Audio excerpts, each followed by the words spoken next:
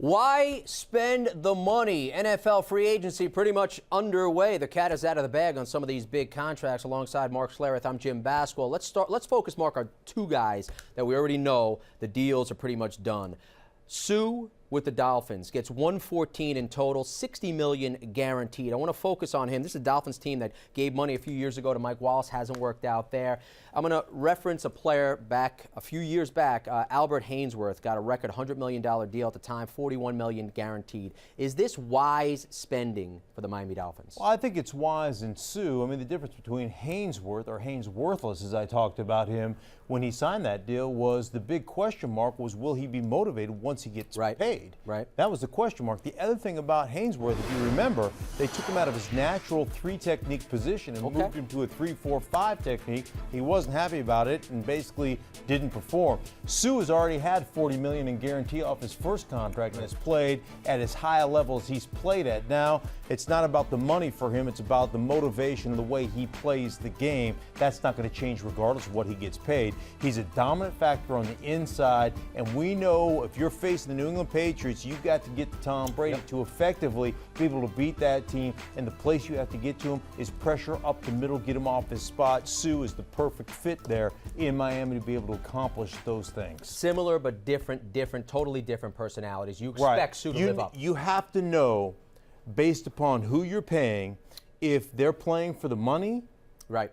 Because once that's satisfied, guess what happens to those guys?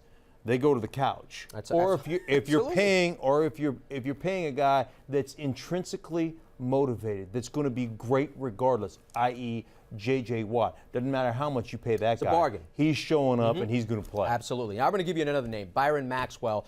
You can make an argument that he was the fourth best player in that Seattle secondary and make a good argument at that. Right. He gets $63 million from Philadelphia, about half of which is guaranteed. I'm going to reference a player just a few years ago, same team, Nnamdi Asomugha, $60 million, $24 million guaranteed. Is Philadelphia running down that same road? I think a little bit different in that Nnamdi was, again, a cover corner, like a guy that was a bump and run corner in Oakland, played a ton of man coverage, got to Philadelphia at the time, and they took him out of that system. They had him playing. They had him playing in a cover two system. Really didn't fit his skill set at the time. And then, I mean, let's face it, he kind of shut it down as well once he got paid. Didn't like that system and never really got back to that kind of dominant performance he was as an athlete. A little bit different because Maxwell will play that bump and run, that cover three system that turns into man, play a very physical style of football. I do think it's important basically to put him in that style of defense. Sure. Because that's what he's proven, that's what he's played for a while, but also understand who he had behind him. Absolutely. Right?